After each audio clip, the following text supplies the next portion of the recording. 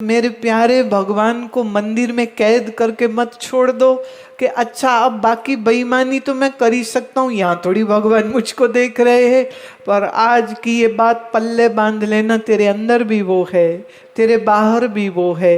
तो जब तुम कुछ बुरा सोचते हो तो किसी से छुपा भले लो, लेकिन ईश्वर से कुछ भी छुपा नहीं सकते हो। अरे ईश्वर ही तुम्हारे चित्त में अंतरात्मा बन के बैठा है, तो सच ये है तुम तुम्हारे से भी कुछ छुपा नहीं सकोगे। बुद्धि का भ्रम है कि हमने 4 पर्दों में कुछ बुरा काम कर लिया, अब हम पकड़े कभी नहीं जाएंगे। सच ये है, जहां तुम गए, जहां तुम्हारा मन गया, जहां तुम्हारा शरीर गया, परमात्मा तुम्हारे साथ ही तो गया था। वो कहीं मंदिर में थोड़ी बैठा हुआ था, वो खाली गुरुद्वारे में थोड़ी बैठा हुआ था, वो खाली 7वें आसमान पे ईश्वर थोड़ी बैठा हुआ था, तुझी में तो था। पर कैसा बेईमान है ना, ज्ञानहीन मनुष्य सोचता है कि मैं पाप कर्म करके बच जाऊंगा। पुलिस से बच जाओगे, अदालत से बच जाओगे, पर प्यारे अपने अंदर बैठे ईश्वर से कैसे छुपाओगे तुम? इसलिए किसी को दिखाने के लिए ईमानदारी नहीं, हम ईमानदार हैं ये कोई नारा नहीं है, हम सबसे ज्यादा ईमानदार है ये कोई जुमला नहीं है, ये जीवन होना चाहिए, ये जीवन होना चाहिए। इसलिए अगर आप स्कूल की टीचर हैं तो बच्चों को अच्छे से पढ़ाइए, ये आपकी ईमानदारी है, नहीं तो तुम बेईमान हो।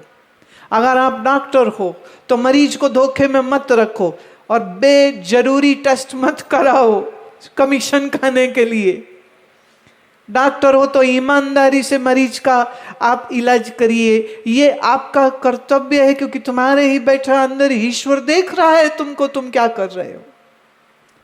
और करोड़ों की बेईमानी करके कुछ लाख किसी मंदिर में दान देने से तुम दानवीर करण नहीं हो जाओगे, तुम रहोगे फिर भी बेईमान के बेईमान। याद रखना, श्री कृष्ण को दुर्योधन प्यारा नहीं था, श्री कृष्ण को विदुर प्यारा था। बुलाया विदुर ने, सेम डे बुलाया दुर्योधन ने, वो भी कह रहा भोजन खाओ, वो भी कह रहा भोजन। दुर्योधन कौन है? होने वाला राजा, राजकुमार है वो। विदुर कौन है? उन्होंने राजपाट से इस्तीफा दे दिया था, मैं तुम्हारा मंत्री नहीं रहूंगा। तू बेईमान है धृतराष्ट्र, मैं नहीं रहता तेरा मंत्री। विदुर बुलाता है मेरे घर आओ कृष्ण, दुर्योधन कहता है मेरे महल में आओ कृष्ण। जरा मुझे बताइए श्री कृष्ण किसके घर गए थे? दुर्योधन के ना, क्योंकि मालपुड़े तो वहीं थे,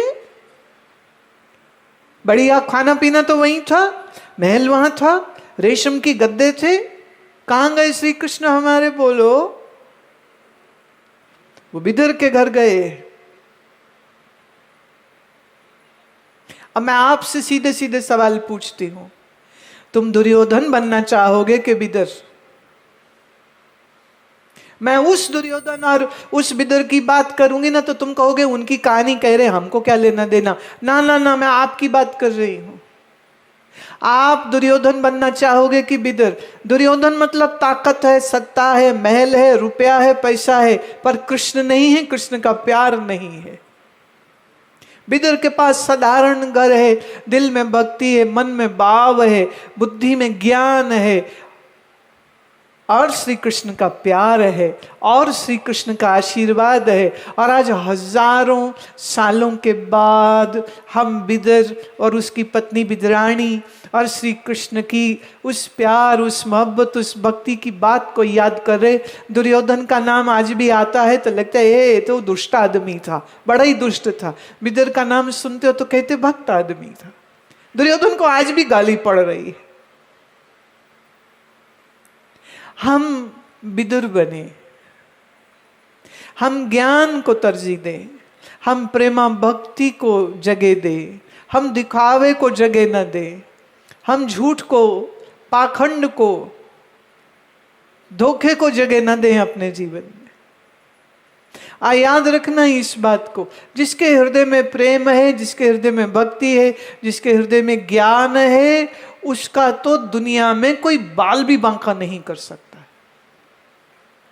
इसलिए रोज सुबह उठ करके स्नान करके और जल्दी उठना, ये नहीं कि 7 बजे बच्चों ने जाना है और महारानी 6:30 उठ रही है, और महाराज जो है घर के माने पिताजी जो है वो भी इतना लेट उठ रहे हैं। नहीं, 1 घंटा पहले उठो, स्नान करो, आसन बिछाओ, और जिधर से सूर्य निकलता है टुवर्ड्स द ईस्ट, पूर्व की ओर मुख करके, रीढ़ की हड्डी सीधी करके, आपको जो नाम प्रिय है, वो श्री राम हो, वो श्री कृष्ण हो, वो वाहेगुरु हो, वो कोई नाम हो, जो आपको नाम प्रिय है, अपने मन में उस नाम सुमिरन को करो। और जानो, जो नाम सुमिरन की शक्ति से मजबूत हो जाता है, उसका कोई कुछ बिगाड़ ही नहीं सकता। भगवान ने अभी कहा ना, जो मेरे आश्रित हो जाता है, जो मेरा भक्त हो जाता है, जो मन से भय, राग और क्रोध को निकाल देता है, वो मेरा प्यारा हो जाता है, मैं उसका प्यारा हो जाता हूँ। तो सोचिए, जिसका प्यारा आप भगवान हो जाए, उसके जीवन में कोई कमी रह सकती है क्या? कोई कमी नहीं रहती। कुछ कहना पड़ेगा, कुछ बताना पड़ेगा कि ये दे दो, वो दे दो, लेकिन परमात्मा कौन है? जो सब जानता है और तुम्हारे ही हृदय में तो रहता है। कट कट के अंतर की जानत, भले बुरे की पीर पछानत, चीटी ते कुंचर स्थूला, सब पर कृपा दृष्टि कर फूला। जिसकी दृष्टि हम सब पे है, उसको बताने की भी जरूरत नहीं, वो मेरे दिल का हाल जानता है।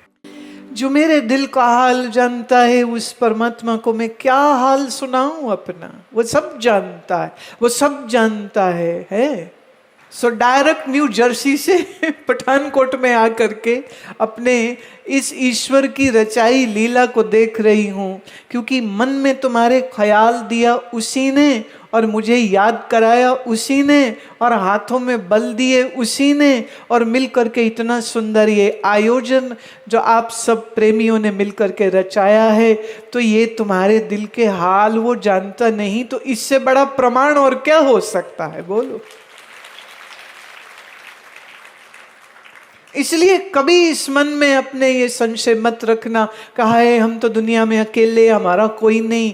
अरे तुम्हारा सर्व समर्थ परमात्मा तुम्हारे में ही तो विराजमान है, वो है ना हमारा। हमें दुनिया के किसी बनने की क्या जरूरत? जब वो अपना है, जब वो माही अपना है, जब वो साजन अपना है, तो दुनिया में किसी और की फिर जरूरत रह कहाँ जाती है?